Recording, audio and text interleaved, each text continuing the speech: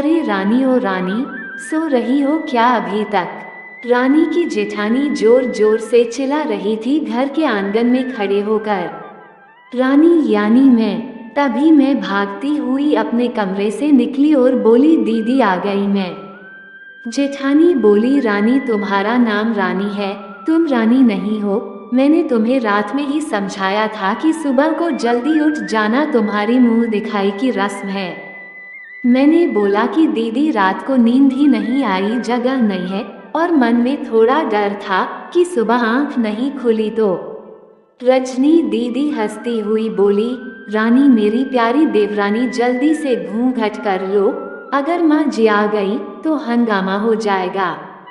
मैंने घूंघट किया ही था तभी माँ जी वहां आ गई और कड़कड़ाती आवाज में बोली चलो अब क्या यही गपशप मारती रहोगी तुम दोनों।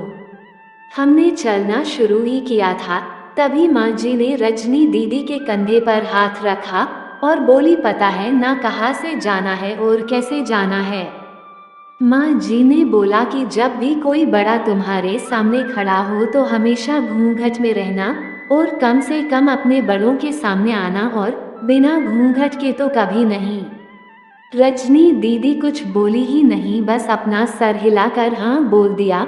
मैंने भी बस अपना सर हाँ में हिलाया। माँ जी के जाने के बाद मैंने पूछा रजनी दीदी आप तो स्कॉलर हो और इन सब चीजों को कैसे निभाते हो। रजनी दीदी मुस्कुराए और बोली कि मैं थारे जेठ जी से बहुत प्यार करती हूँ, इसलिए अभी तक चुपचाप सब चीजें निभा रही हूँ। मैं कुछ नहीं बोली और चुपचाप रजनी दीदी के साथ घर के बाहर वाले कमरे में जाकर बैठ गई। वहां पर एक पड़ोस की आंटी जी बैठी थी। वो बोली कि ये कैसे बहू आई है, ससुर जी सामने खड़े हैं और ये यहाँ बैठी है। मुझे कुछ समझ ही नहीं आया मतलब।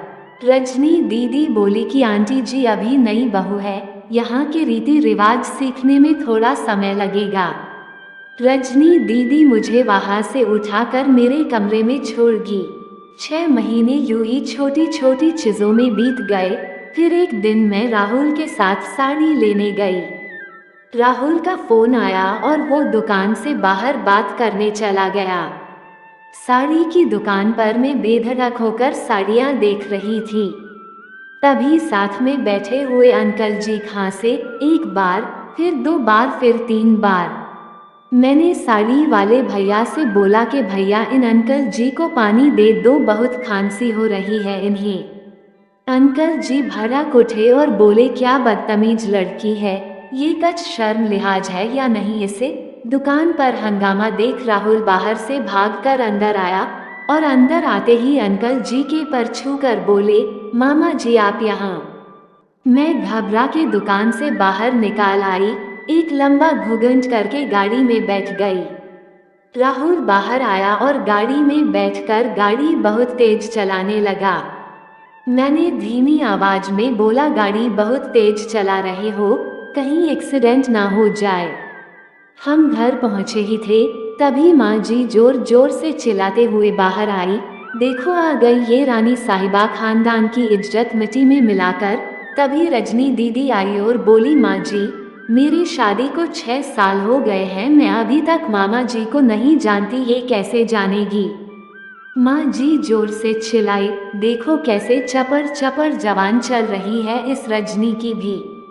राहुल सबकी बात काटते हुए बोले कि माँ ये दोनों सही बोल रही है, अगर ये हमेशा घूंघट करके रहती है तो ये मामा जी को कैसे पहचानेगी। और माँ आज मामा जी के फोन पर तुमने पूरे घर की शांति को भंग कर दिया है। ये वो ही समाज है जिसने सीता मैया पर भी उंगली उठाई थी। पिताजी और जेठ जी ने भी अपना पक्ष राहुल के साथ ही रखा। माँ जी थोड़ी देर सोचने के बाद वापस रजनी दीदी और मेरे पास आई और बोली कि तुम दोनों को अपनी मर्यादा पता है, मुझे उम्मीद है कि तुम कभी भी मेरा सिर शर्म से नीचे नहीं झुकने दोगी।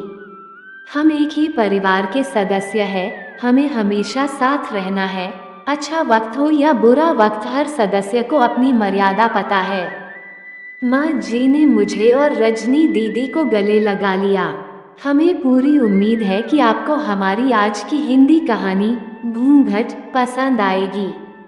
आपको ये शॉर्ट हिंदी स्टोरी कैसे लगी हमें कमेंट करके ज़रूर बताएं।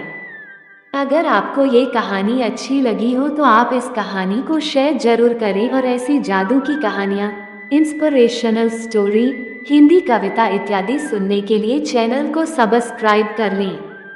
धन्यवाद। क्रेडिट कहानी नेशन।